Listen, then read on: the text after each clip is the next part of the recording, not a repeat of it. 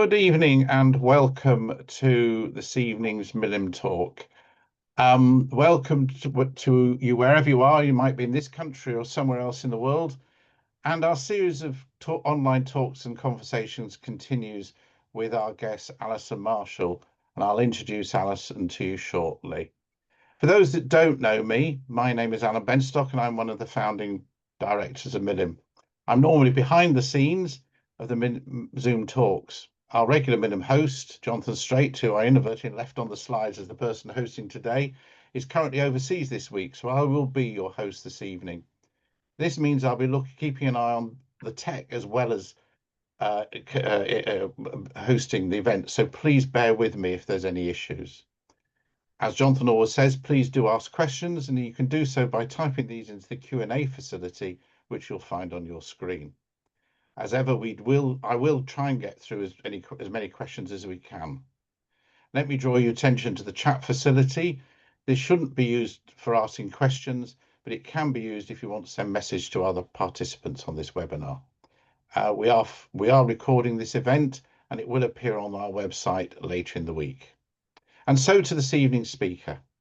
Alison Marshall has spent her career working in industry and academia, and I'm just sorry, that's better. There we go. This is doing two jobs at the same time here. Sorry. And she says she works on the intersection between industry and academia in product and software development. She's now semi-retired, but still does some part-time community development consulting when not traveling and writing. She's the granddaughter of Meyer and Sonia. This is her first book, and which will as well be giving a personal and family aspects of the story, will also describe the places to which are featured in the story. So, welcome, Alison. And I've got obviously read the book, which has been very interesting.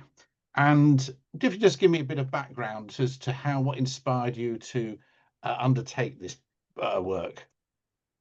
Thanks, and hello to everyone. So I started the book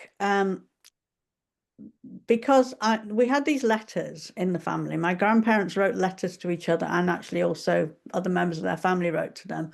And so we had this collection of letters going back to the 1920s, which had ended up in my mother's attic in a box. And every now and then we'd sort of say we ought to look at them. And I knew a bit about my grandparents and in particular their families, my great grandparents, and I knew they'd come from the Russian Empire, from what was the Pale of Settlement, and I kind of the trigger really was the Brexit referendum, when there was suddenly a lot of very negative language about immigrants, which obviously was still going on, and I thought, but my ancestors were immigrants, and possibly refugees, and I don't know whether they were, so I was talking to my mother about it, and she said, well, maybe we should look in the letters and see if we can find out more. So that's where I started, was to really try and find out the story of how they came to be immigrants. So you found these boxes, the letters in a box. So how far back did they go? Yeah, they go back. I think the earliest letter is something like 1922, and they go on right up until my grandfather died in 1983.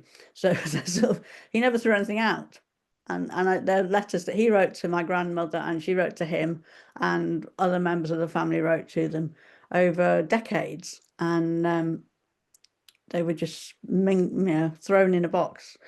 So I started reading them, and to be honest, I was a bit disappointed to start with, because they were just like very mundane gossip, about people that we don't know who they are, and then a lot of sort of very mundane things about financial arrangements and what some member of the family was doing and whether they would be happy about something.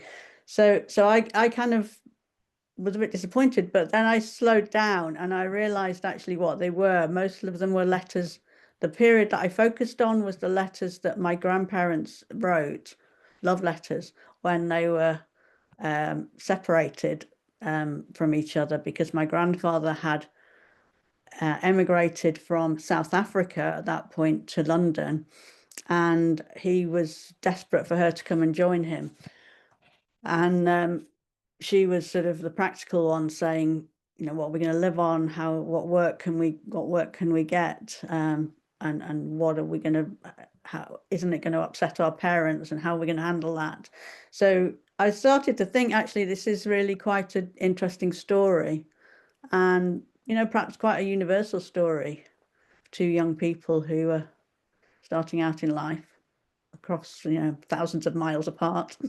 So the thousands of miles apart were because So, yeah, the cause is, where were they? yeah. So they were living at that time in South Africa. My grandfather was born in South Africa, Meyer.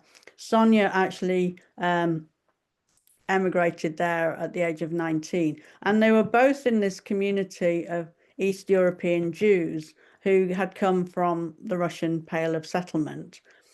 Maybe you know, in Meyer's case, a previous generation, and he'd been born there, but in other cases they were very recently, and it was very much an immigrant community, which Meyer in particular, as a second generation immigrant, felt a bit constrained by, and opportunities were limited for a bright young man. So he got a scholarship to go to study in London, and tried very hard to persuade Sonia to join him. So they were both living in South Africa, and then, as you say, he went to London because of this scholarship. Because I think one of the chapters you call is the scholarship boy. That's correct? Yeah. Isn't it? So he was clearly very well educated. Yeah, he was, well, he was he was, I think, but he was from a large and quite poverty-stricken family. His father, who had emigrated originally from Melitopol in Ukraine, currently occupied by the Russian army, and he emigrated from Ukraine to via Leeds, and actually also via Memphis, Tennessee, and ended up in Cape Town, where he got married to Maya's mother. And he was someone who never seemed to be able to get a break in life. He just, whatever he tried, he wasn't very successful. He had lost jobs, he had failed businesses, and the family were just very poor. It was a large family. There's 6 children, and Maya was the eldest. So he, from an early age, he got scholarships to study through high school and then university, and then he got the scholarship to England. And I think he also did some tutoring and, you know, a bit of work to help the family budget. But yeah, he was a bright young lad, very bright and very ambitious. And actually, just an interesting point. Barbara Nichols has asked a question directly relevant. What language were the letters written in? The letters are written in English, most of them. I do have probably, you know, 70 or 80 letters actually written in Yiddish, which So I managed to translate. But the letters between Meyer and Sonia were written in English, and that's what the book is mostly about. So the Yiddish ones were the previous generation. Yes, that's right. Their parents, but both their mothers, I think, never really learnt to speak English. They continued to speak in Yiddish. It was not necessary, given the community they lived in. It wasn't necessary for them to learn English. So you said it in 2 points that people may have picked on. We know there's a reference to Leeds, which we'll come back to in a little while. But just, you described the letters.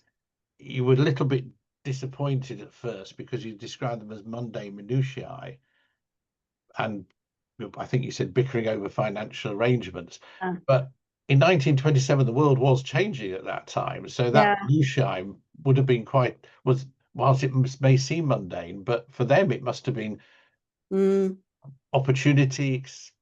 yeah, very much. Yeah.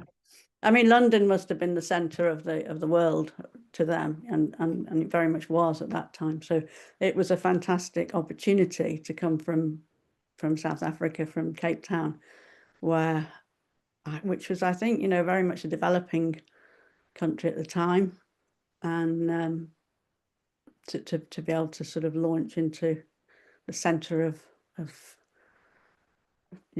all the opportunities, intellectual and otherwise. Yes, and of course it was at that time the height of the British Empire anyway. So London, as you say, was the focus of Yeah, just about everywhere. Whatever bit that wasn't there. yeah, And you also but then you said it was love letters. So mm, that's what you realized. Was that the yeah, case? yeah. So they wrote, and it's interesting because the letters took 3 weeks to get from one side of the world to the other. They each wrote once a week, but they'd be replying to a letter that was written, so they kind of overlapped. So, there'd be kind of little arguments that actually seemed to be blowing things up a bit. And nowadays you just, you'd pick up the phone or you'd sort of do a video call, but they couldn't. So it was, but in a way, I think that was probably better in some ways, to the start of a healthy relationship, to have to put things in writing and to discuss how they felt.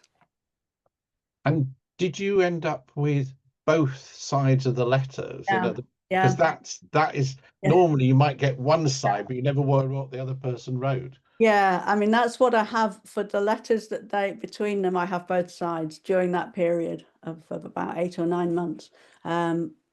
There's lots of other letters that are from parents, brothers and sisters, friends, where I only have their side. But that particular section of the letters is, yeah, it's very So, rich. so as you say, it gives both sides of the story, even though, as you said, Yeah, up to 3 or 4 weeks apart. And yeah, the tone, that's the difference, isn't it? Um, and they were aged around about 21. yeah. They're in their early 20s. Maya was 21. Sonia was a little bit older. She would have been 24. I was, Yeah. oh, Mhm. and they weren't married at that point, were they? No, they weren't married. They'd been together, I think, probably for 3 or 4 years, but going out with each other, be a boyfriend, girlfriend. And And and you did say that it was a universal. You described as the universal story of love. yeah, I think so. And it's yeah. And Now, there are so many situations where people are trying to decide whether to take a step to join their partner. but of course, as we've said, there's a bit more to this story. We always have to go back a bit, don't we, to the previous generation to give a bit more context to where you said that Maya had come from a background and Mm, had almost taken himself out of that, hadn't he? yeah, So let's go back a little bit. And they were, as you say, they were children, and I think they were also grandchildren of immigrants yeah, into the. I know it almost, well, obviously Tennessee wasn't in the British Empire at that point, but that's where the story starts. We got to go all the way back, haven't we? yeah. So both families, and on both sides, but Maya had parents and grandparents, and so one set of Sonia's grandparents all ended up in South Africa. But they came from, so they were part of the mass emigration, mass wave of emigration that occurred between 1880 and that went on till the 1920s, from the Pale of Settlement in what was the Russian Empire, where there was discrimination, violence, and they were progressively Jewish communities, as I'm sure listeners know, were were discriminated against, and it became harder and harder for them to earn a living. There were places they weren't allowed to live, professions they weren't allowed to have, and the places they could work became very overcrowded. So there was a huge emigration, also prompted by the fact that there was growth of railways and steamships, and technology made it a lot easier and cheaper. And they variously came from Lithuania, Latvia, and Ukraine. And in fact, Sonia was born in Estonia, where part of her family one side of her family were living, which is outside the Pale settlement, but they lived there for some reason that I don't quite know. And then all of those different branches of the family left. So it was your great grandfather that brought them out, were the first immigrants into the UK. Is that right, Maya? So the people who came to Leeds were Meyer's father's family, his father, his uncles and aunts, and his grandparents, Meyer's grandparents. So they came and they came to Leeds in the 1890s.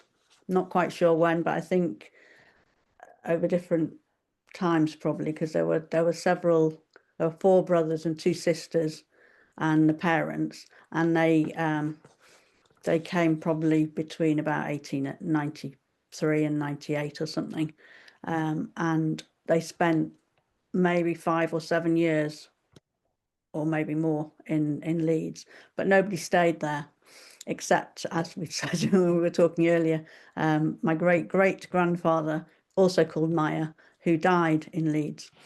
But the rest of the family moved on. Some of them went to Memphis, Tennessee, and some of them went to South Africa. So a question that has been asked by Naomi Stone is, what was their original name? Do you know what their original name was before it became Fortes or Fortas? Yeah. So it seems to be Fortus when they were in Melitopol, and then when the branch that went to America changed to Fortas, and the branch that went to South Africa became Fortes.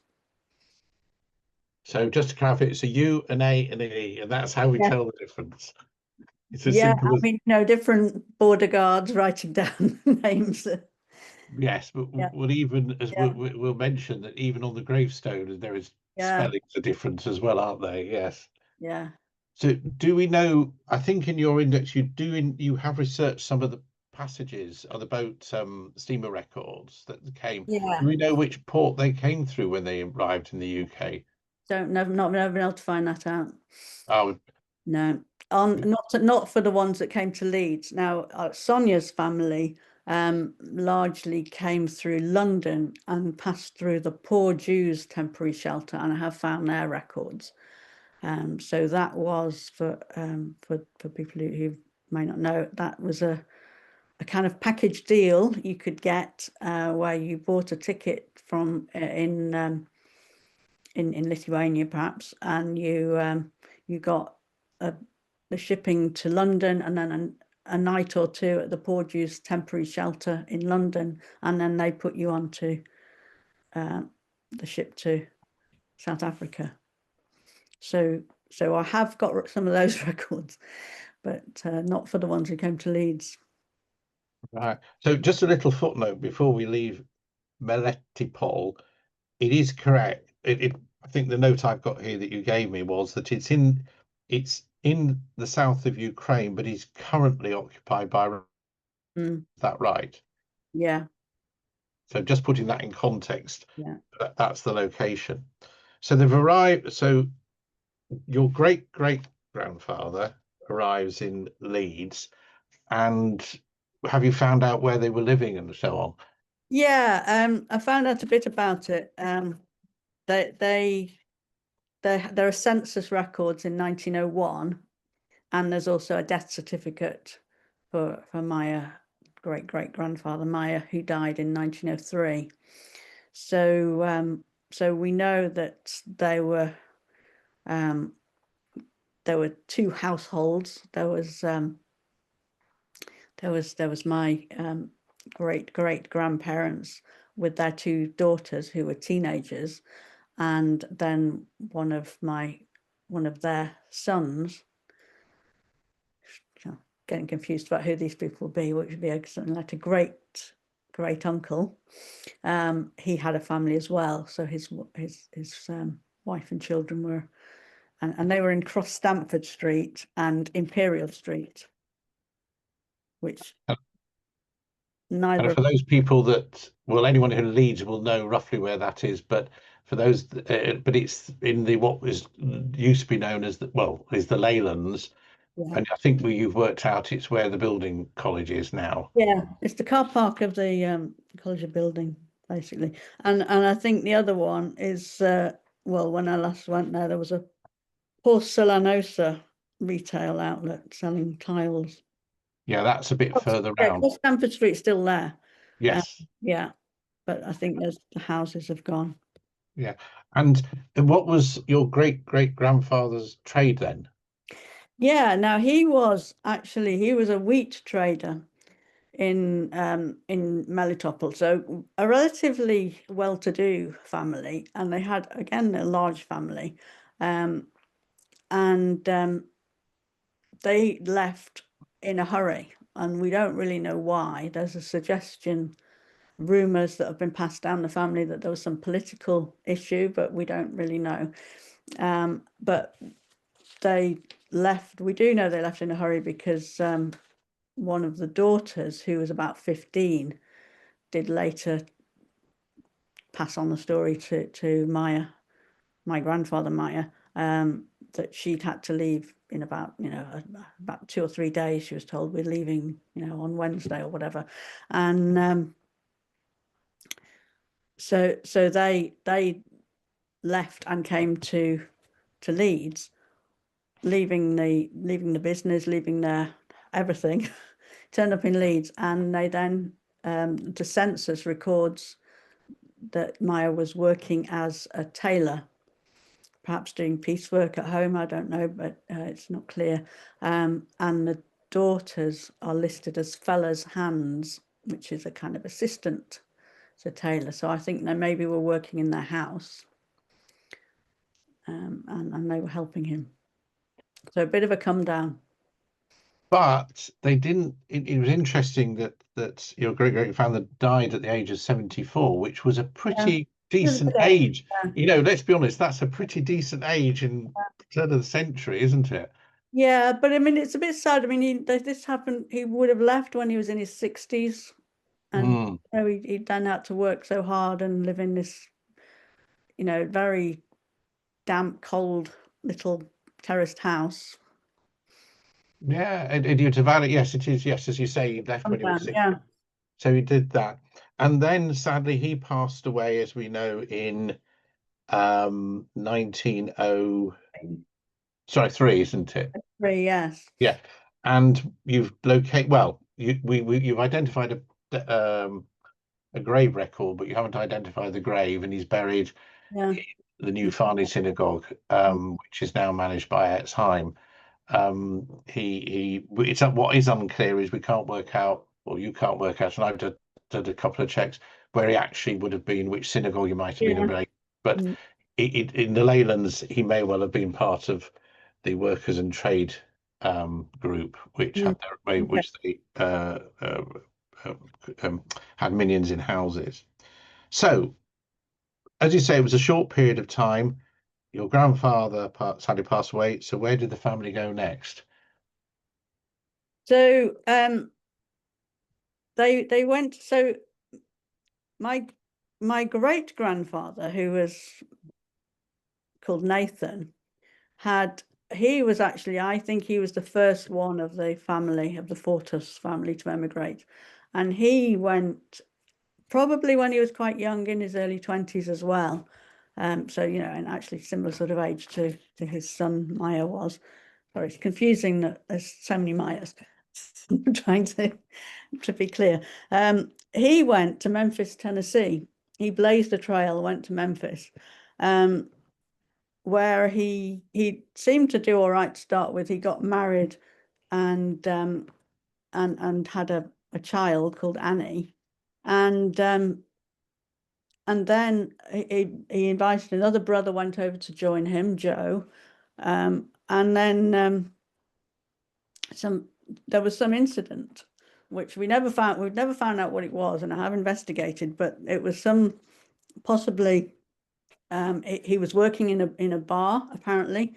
I'm not sure whether he was actually a bar person or a clerk, because the census records tend to call him a clerical person, but the story is that somebody got shot, or that there was a fire or arson attack or something, and that Nathan was accused of this. And anyway, he left Memphis in a hurry, and he took with him his 2-year-old daughter. His wife had died not long before, and he was there with his 2-year-old daughter, and he took her and turned up on the steps of Imperial Street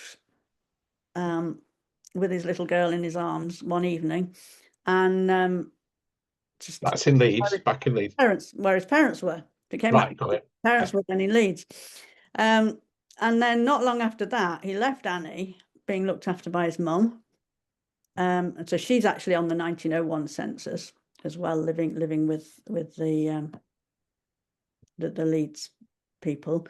And then not long after that, Nathan decided to go to South Africa, where actually another brother had gone. So there were at that point there were two brothers in South Africa, one brother in Memphis, and the others perhaps in Leeds, and then not long after that, Nathan met the person who was to be his second wife, who was Bertha Kerbel, and they sent for Annie to come to the wedding, who came over with with Nathan's sister, her aunt, and then the other daughter came over for the wedding. I think, no, we're not quite sure of the order. And then Meyer died. Oh, yeah, so Meyer died actually on his own. The rest of the family had gone to Nathan's wedding. And he was on his own with this other brother who was living in Cross Stamford Street. And he died. And then everyone was in South Africa. And then the last family left in Leeds was the brother who was called Wolf Fortas, or Fortus, or whatever, and he and his wife and children emigrated to Memphis in 1905. So then no one left in Leeds, 2 brothers in Memphis, 2 brothers, 2 sisters, and parents in South Africa. So that is how Meyer, your grandfather, this time we got the right, is ended up in being born in South Africa. Yeah, South Africa, and the family settled there. What were they do? Do we know? Did you ever find out what they were doing there? They had a whole list of short-term jobs. So Nathan, Meyer's father, started off working for his brother-in-law in a hotel in a place called Britstown, which is where Meyer was born. And he later on he had various other jobs. He had a builder's yard at one point, but he kept setting up businesses which failed. He worked for a baker, I think, whole series of things, and nothing lasted very long. He was, just not very successful. He didn't have a trade. He didn't have much education. He worked hard, I think. People talk about him being hardworking, but not really very successfully. But what was there was an education system which enabled your grandfather Meyer to go to school and progress through the school system. Yeah, that's right. Which is significant, all things considered, isn't it? That's right. I wouldn't be here if he hadn't. Well, I'm not. There's that as well. But I'm just saying that despite all the disruptions, the family was sufficiently settled that he was able to go to school, Did he have brother? Did your grandfather? Did you have He had, great aunts and yeah. uncles then? Sorry, did he have brothers? Did you have great aunts? Did he have siblings who would have been your Yes, great yes, aunt? he did, yes, yes. He had, well, he had Annie, who was his half sister, who was born in Memphis, and then he had 5 younger siblings. He was the first of 6. And they went through the education system as well. Some did, some didn't. They were a bit of a mixed bag as well, but they all did okay. I mean, they did better than they probably would have done if they'd stayed in the Russian Empire. So Meyer goes through the education system, and as we heard a bit earlier, he sets off for London, and your grandmother, who we haven't focused on, but Yes. the story is left behind. So how did she do the letters reveal how she felt about that? Well, should I read a little bit? Yes, I was about to suggest that. Yeah. Yes. So she was so she had a slightly different upbringing. She was, I think, was a refugee. She grew up in Latvia. She was born in Estonia, then they moved to Latvia, and all of her family also were emigrating. Her grandparents and uncles, a lot, and one aunt also had decided to go to South Africa. And in 1913, her father, Sonia's father, went to South Africa with the intention, no doubt, for the rest of the family to follow. And then very soon after, the First World War broke out. And I don't know exactly what happened to them.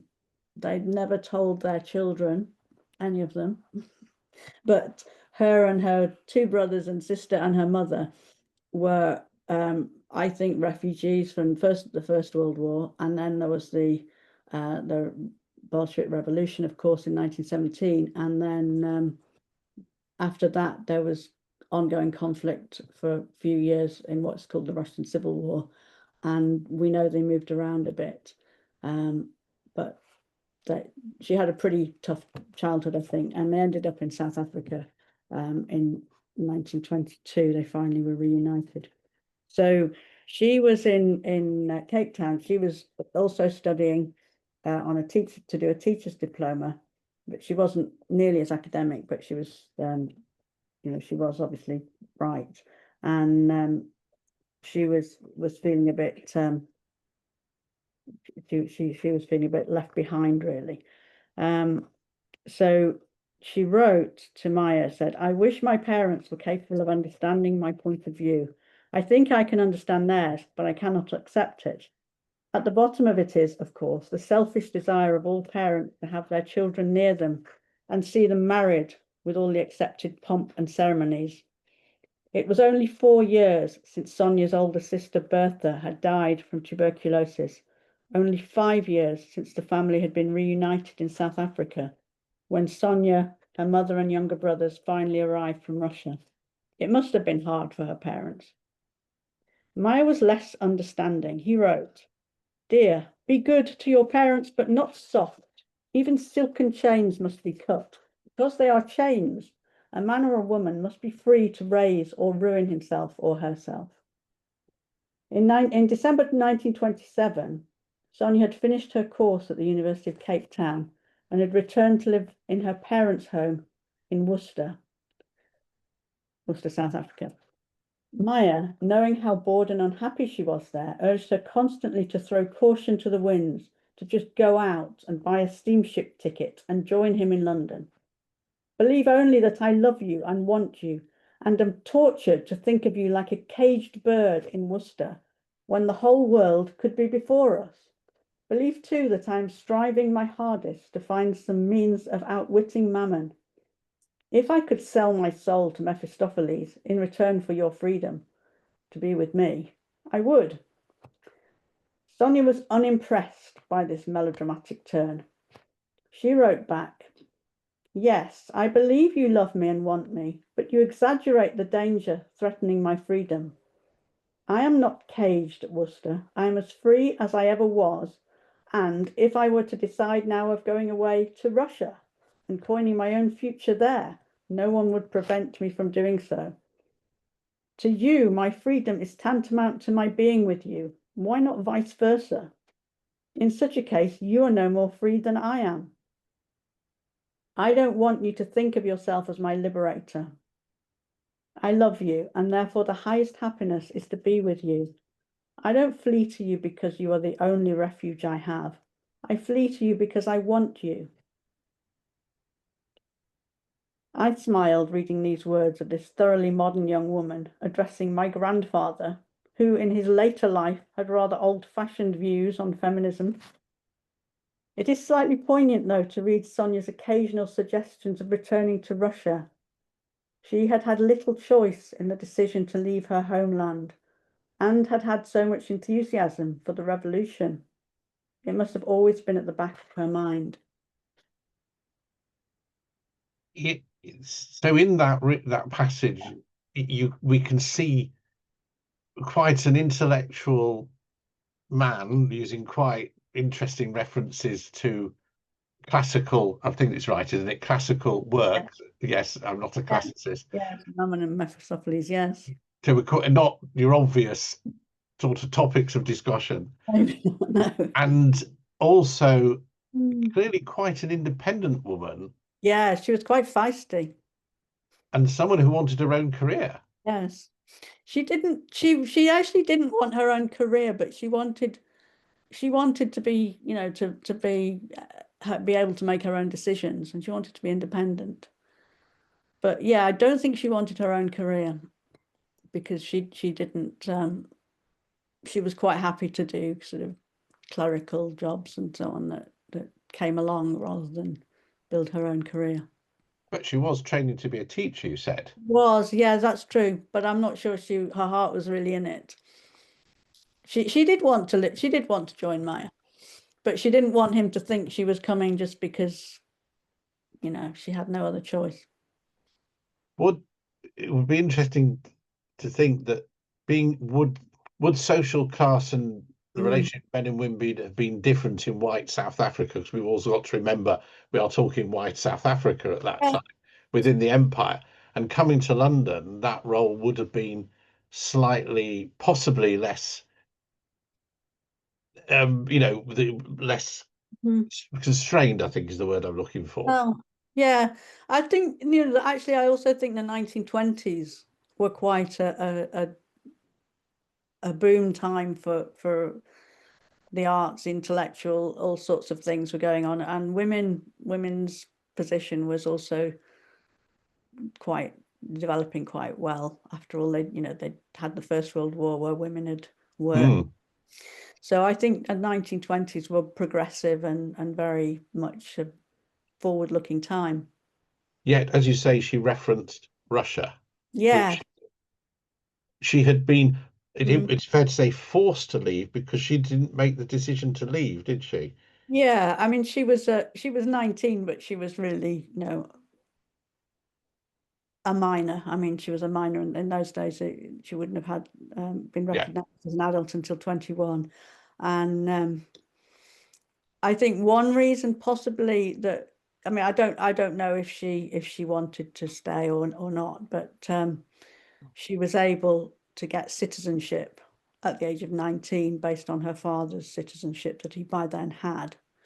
And so it was worth her going at that stage. But I mean, she was just a dependent at that point in her life. Yeah. So but they both had choices they both had choices which their parents and previous generations didn't have. Very much so. I think that's right. I think, they were what we would now call economic migrants, whereas I don't think that's necessarily true of the earlier generations who left, who were very poor and they went from a poor society, and they may have left with very little, taken very little with them. They had much lower levels of education, so they couldn't make choices. They didn't speak the language, so they would have spoken either Yiddish or Russian perhaps, and so they had no choice when they came to Leeds or to South Africa or wherever. They had to go to their community They had to be taken in by their community because, apart from anything else, they couldn't speak in the language around them. So I think you wanted to read another little extract, I think. Was it? I wanted to read the extract about Leeds, didn't I? Yes, I think there's a little bit of Leeds before we move on to other things. It might be useful just to do that. Yeah. So, so this is sort of says about what we were just saying.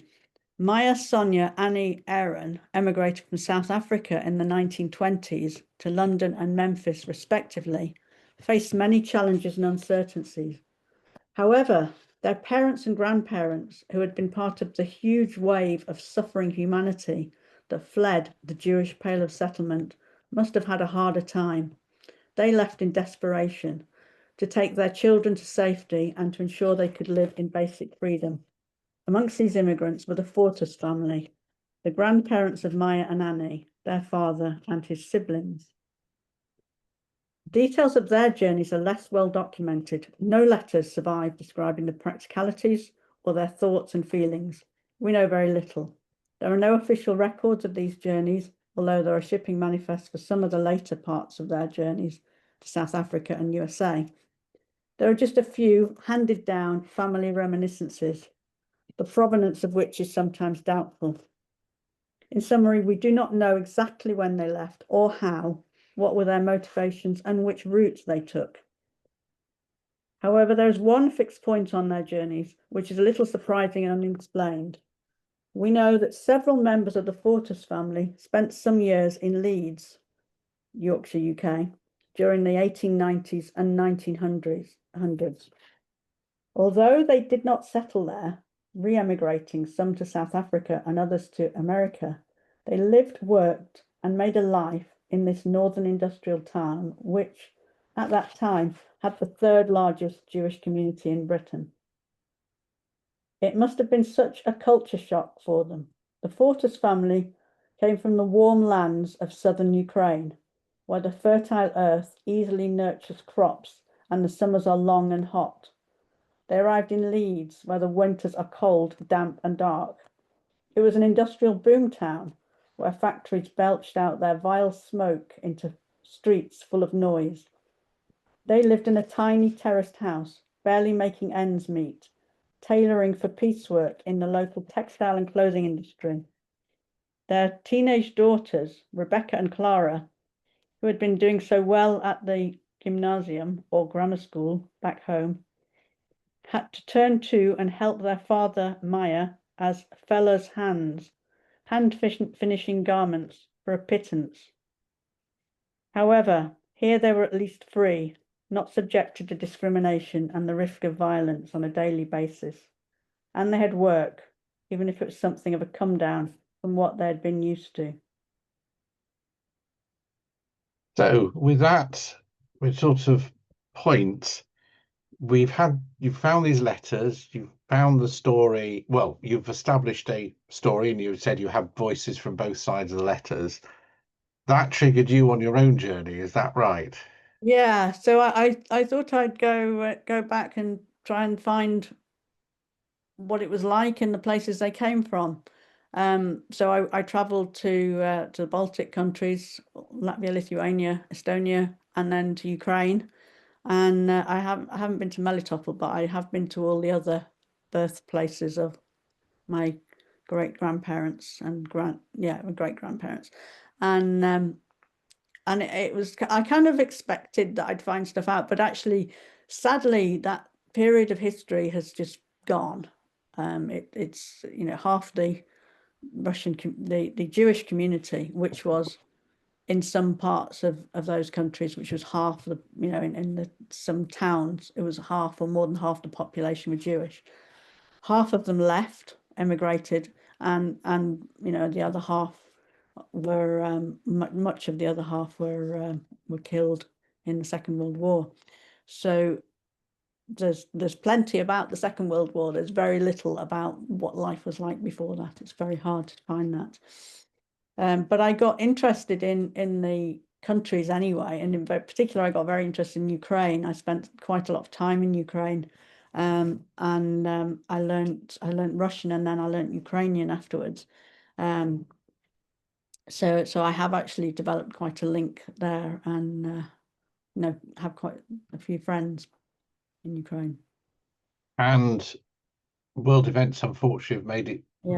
must have made it very challenging for you at this Yeah. time. This is all Yeah. Ukrainian Russian point. Yeah. So obviously, I mean, I traveled a lot, and people kept saying when I was writing the book, they kept saying you should bring your travels into it. And it unfortunately, what made the two seem relevant was when the full-scale war broke out, and there were refugees from Ukraine, and there was conflict in Ukraine that hadn't been there before, and that was mirrored some of the things that had happened to my grandmother, who lived through the First World War, and who experienced conflict, and obviously the refugees. And I met refugees coming to.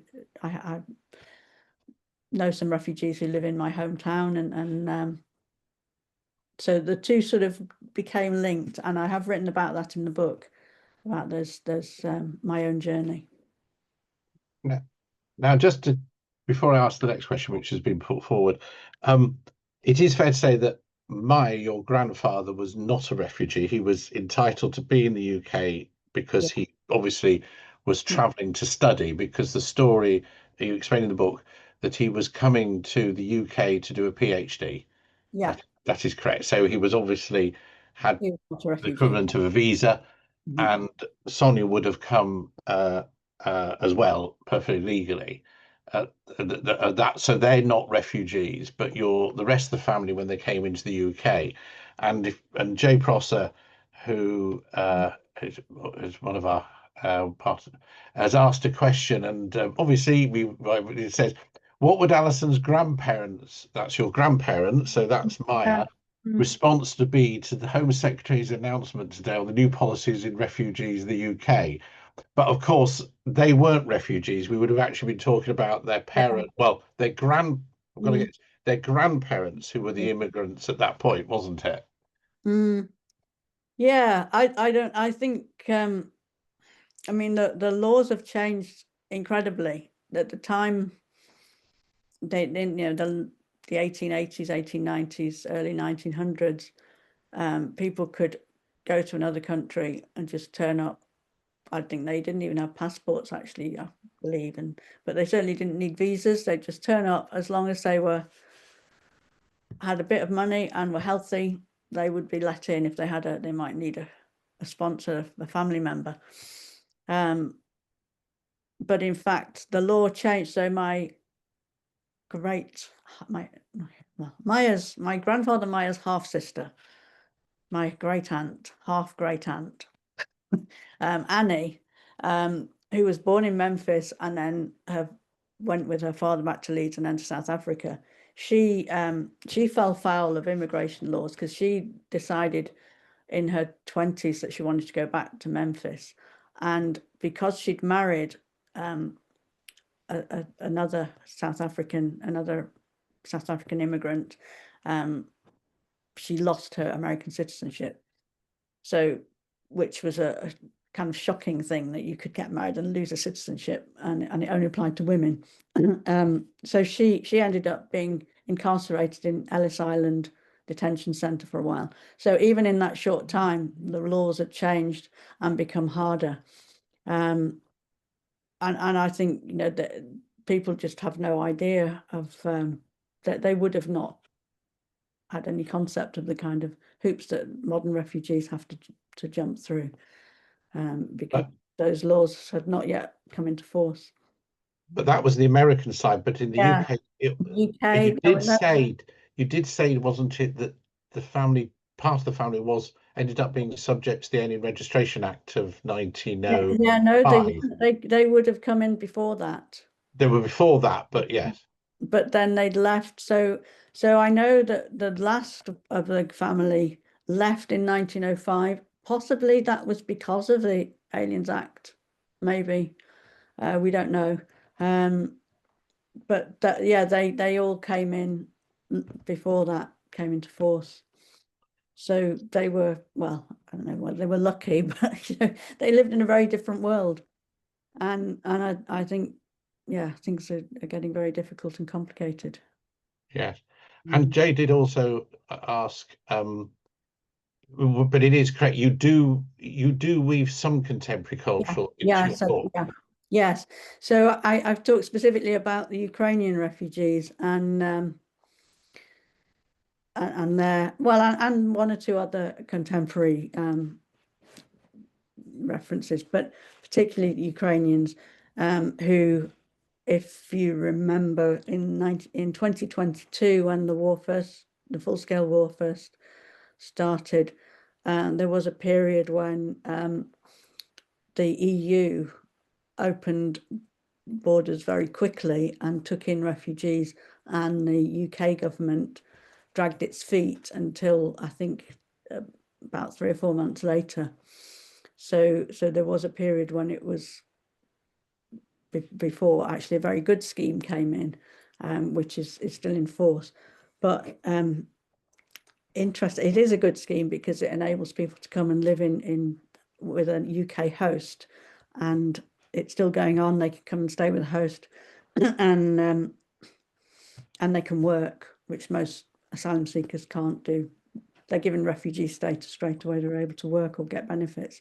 Children go to school. But interestingly, the Ukrainian scheme does not give a path to citizenship, which is what today's announcements were, that that's now going to be taken away for all refugees. But that slipped in, and I don't think anybody really noticed.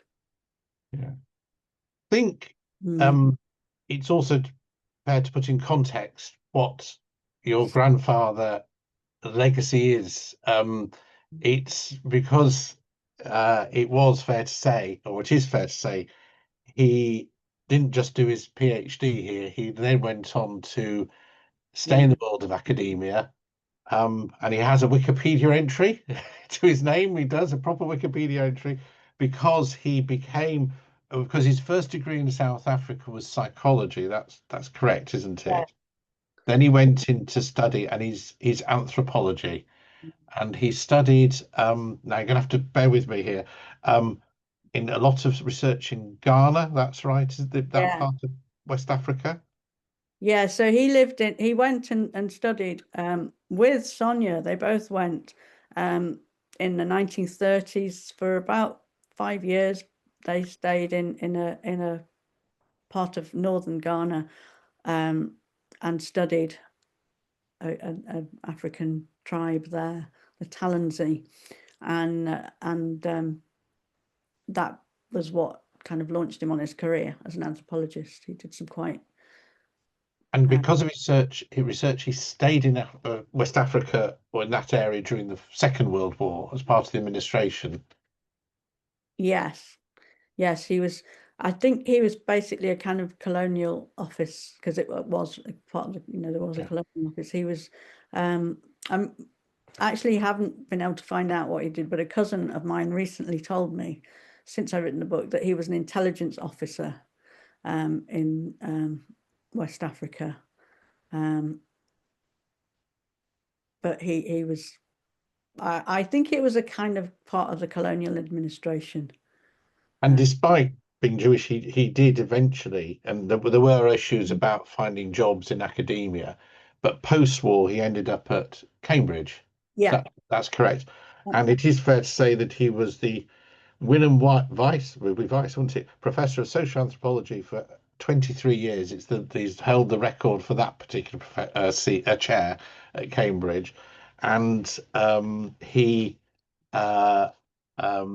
and there's various reports describe him as dying in 1983, leaving a body of work that continues to inform and challenge anthropologists today. And to put it in context, I have located, because he actually has his portrait in the National Gallery, doesn't he? National Portrait Gallery, yes. National Portrait Gallery, sorry. And if I can find out where I put it, here it is. And just to put it in context, hopefully you can see that is your great-grandfather. My grandfather. Sorry, your grandfather. And that's how you remember him, do you? Yeah, I remember him. Looks, yeah. with his pipe. Pipe in hand, pipe in hand. And I think that picture is probably in Cambridge in the Museum of Archaeology and Anthropology, which he set up, and some of those artifacts he would have brought back some of them. Other colleagues maybe brought others back. Well, I think this has been most interesting, and just to confirm, this is where I've got to get it the right way around because it doesn't always come out. No, yes, it is. This is the right way around. This is the book. Oh, sorry, it's the censor. It's that way, isn't it? Yes. I will put a link in the follow-up emails for everybody to read. It's most interesting, and it's written in a nice tone that doesn't make it too difficult to read. And as a thank you for joining us, I'm going to send to you one of Jonathan's books, which most people. Oh, sorry, it's gone again. 75, one of his photographic books, which we would say thank you for coming. That's okay. So I'll get that to you. Jonathan sends his apologies that he couldn't be with you. So before we go, I'm just going to do this. Sorry, wait a minute.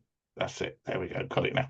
So of course, I'll just let you know what we've coming up, because as ever, this year's been a bit muddled with dates and so on. But we've got coming up on the 1st of December, Charles Harris is with us, and this is a postponed talk about his novel Play Me, which was a finalist in the Page Turner Awards of 2025, and it described as a heavy metal comedy crime novel, and tells the story of a hapless Jewish rock star. There's we've had a lot of rock stars mentioned. There's adventures in the underworld of violent criminals in the Caribbean. I'll be sending out links in the usual way, and of course, please do book. Now, a bit of history for Milim. This coming week marks the 10th anniversary of Milim, because it is the 10 years since it was actually on the 25th of November 2015 when a trust deed was signed, which formed the basis for the first Milim Festival.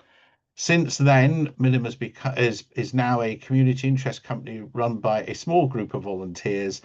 And from our beginnings in North Leeds, we now have a worldwide audience, and we're always grateful for that. Over the next few months, we will be marking our first 10 years, and we'll be sending details out. But as you know, all our online events are free.